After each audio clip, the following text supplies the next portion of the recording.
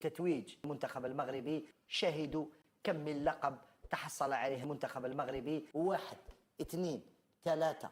شاهدوا كم من نهائي وصل إليه المنتخب، شاهدوا كل هذه التتويجات، كم من نهائي. شيء غريب وغريب جدا. أعطينا صور آخر تتويج المنتخب المغربي، أظهر مرة أخرى أنه الأقوى إفريقيا، فاز تقريبا بكل الألقاب، جائزة أحسن لاعب، جائزة أحسن حارس، جائزة أحسن مدرب، جائزة أحسن فريق، وفاز بالأداء والنتيجة بعد أن سحق الجميع. نمشيو للتتويج، نحكيو على المغرب. هو تتويج، تحب تحكي على المغرب كبلاد، المغرب كجامعة، المغرب كمنتخب، الحدث صنعوه المغاربة وسود الأطلس، تصح المقارنة مع المنتخب التونسي. تو الناس كل فرحانين للمغرب، فرحنا برشا، لكن بكل أمانة نجموا نعملوا مقارنة فالور انترانسيك نتاع لاعبية، نتاع مدرب، نتاع مغرب ككل، مقارنة تونس بين ملاعبيه، بين ملاعب، بين بطوله، بين فرق، كل شيء هذا اللي يصنع المنتخب في الاخر.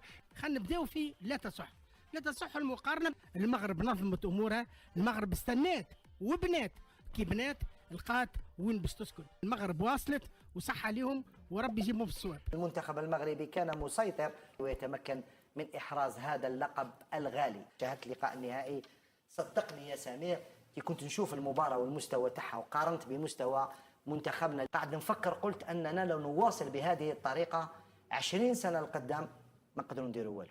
هربوا علينا بزاف، يعني واحد لازم يعترف. على هردوان كاليتي احنا عندنا لاباط، كيفاش هما يديروا نتائج احنا ما نديروش؟ مي هما عندهم ناس كفاء، ناس عندهم النيه وداروا، واليوم حصدوا. الان ما علينا احنا نديروا لا ميم شوز. هذه النتائج ما جاتش صدفه، من عدم، صح. السياسه.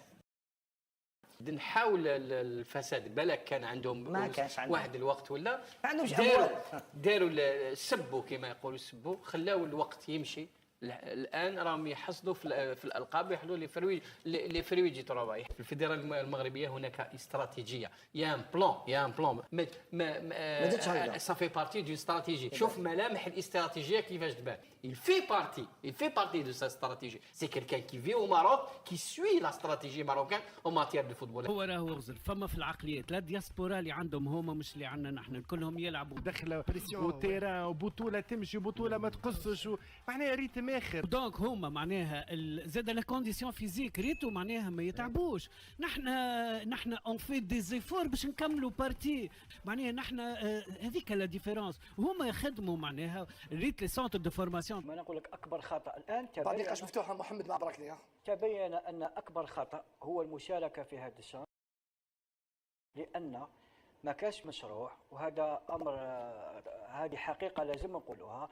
شوف التورنوا هذا لي غروند ناسيون اللي عندهم مشروع رياضي في الفيدراليه تاعهم، تحكم المروك، تحكم الفرق اللي عندهم المشروع تاعهم رياضي ملاح، وينتجريو لي جوار باش يعطوهم فيزيبيليتي، باش الناس يشوفوهم ويتلقم وفهمتوا. اللي عندهم مشروع لي غروند بصح هذا منتخب مناسباتي. منتخب مناسباتي يضاف الى U17 و U19 و U21. ما كان في حتى مشروع، وما عندنا حتى مشروع واضح للفئات الشبانيه. ما نضحكوش على روحنا، تاكد ذلك في هذا الشان. ومع الفريق المحلي انت راك فنان السكيتيوي ومدرب اللي ماشي عادي، وشحال من واحد كيسحب لي راه صادقه لك كما سقط الوليد الكراكي في كاس العالم. لا شريف لاجع من الاحصائيات ديال طارق سكيتيوي لقاو انه مدرب اللي فنان، مدرب اللي واعر. عطينا المنتخب اولمبي في اقل من شهر، جبد لنا منتخب اللي عالمي وكلشي يهضر عليه، ومشاو نشر لهم ميداليه وجابها معاه رغم الظلم التحكيمي اللي تعرضنا ليه. وشد المنتخب المحلي ديالنا في اقل من شهر، واللي البطوله ديالنا تنفات اكفس بطوله هذا العام هذا، ومعيط على اللعابه ديال البطوله اغلبيتهم من الرجاء والوداد والجيش الملكي. هاد الثلاثه هادو كلهم ثلاثه ما لعبوش كاع في التيرانات ديالهم، وحنا كنشوفوا مع انهم اللعابه كويريه تبارك الله عليهم. جبد لنا الرقيقيه وجبد لنا الكويريه وشرفوا المغرب، وكيبين انه مدرب واعر، مدرب اللي خالو في الاولمبياد الدراري بحال اولاد وكيتعانقوا معاه، ودابا هو معاه تبارك الله عليه. هو مدرب اللي واعر ولد الناس، كتشوف فيه انه بروفيل اللهم بارك. لقينا في حقه هذا السيد هذا والله لا قليله في حقه، اقسم بالله حنا كنقولوا الشهاده ديال الحق. ما كانش قلت لك انا اكبر غلطه هي رحنا لعبنا هذا الشان اللي في النهايه اخفاق كبير. ان شاء الله برك يدارك الامور في كاس العربيه. كان عندنا طموحات، طمعنا، كلنا طمعنا. واحد ما دوك ما يغطيش من الغربال باش نطيحوا على المدرب بوقراول. طمعنا المنتخب تاعنا راح يروح بعيد. التصريحات تاع بوقرا ربما قبل الشان نروحوا ابعد حد ممكن، والهدف الرئيسي هو التتويج. الان بعد الخساره والاقصاء امام السودان يقول لك رانا نحضروا لكاس العرب. لا، هذا الامر هذا لا. خاطرش لماذا كمال؟ لاننا لعبنا مع منتخب جنوب افريقيا اللي تاكد انه تقريبا بالفريق الثاني. لعبنا مع ضد غينيا اللي كان كذلك الفريق المحلي، ونعرفوا البطوله الغينيه تقريبا بطوله لا حدث.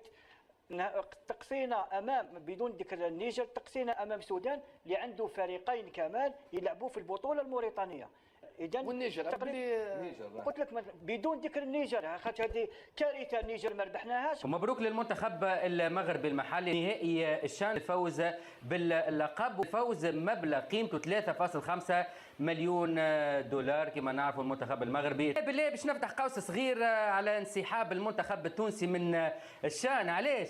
خاطر عندي خويا ما حبوش، اما توا الشان لا خويا انا ما تهزليش، هز هذاك وهذاك انا ما تهز لي. معلم كان جات جامعه صحيحه، جامعه قرومه، جامعه عندها الكلمه نتاعها. خويا انا القانون شنو يقول؟ القانون يقول في المسابقات الرسميه عندي الحق في زوز ملاعبيه من كل جمعيه. خويا انا نهز اللي حشي بيه واضرب لي على الطيار. كي تجي تشوف انت اليوم المنتخب المغربي وصل للنهائي، راهو نتكلم في الكلام هذايا على خاطر عندنا منتخب عادي جدا يوصل للنهائي ويفوز باللقب، ما ثم حتى اشكال. يعني حرمنا رواحنا من 3.5 مليون دولار.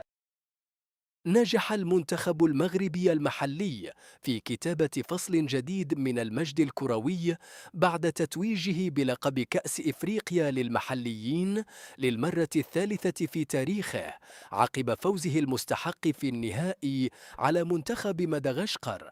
المنتخب المغربي بهذا الإنجاز أكد على الهيمنة المغربية في القارة السمراء بعد سلسلة من النجاحات في مختلف البطولات الإفريقية خلال هذا الموسم. كرة القدم المغربية أثبتت تطورها الكبير وأصبحت لا ترضى إلا بالصعود إلى منصات التتويج.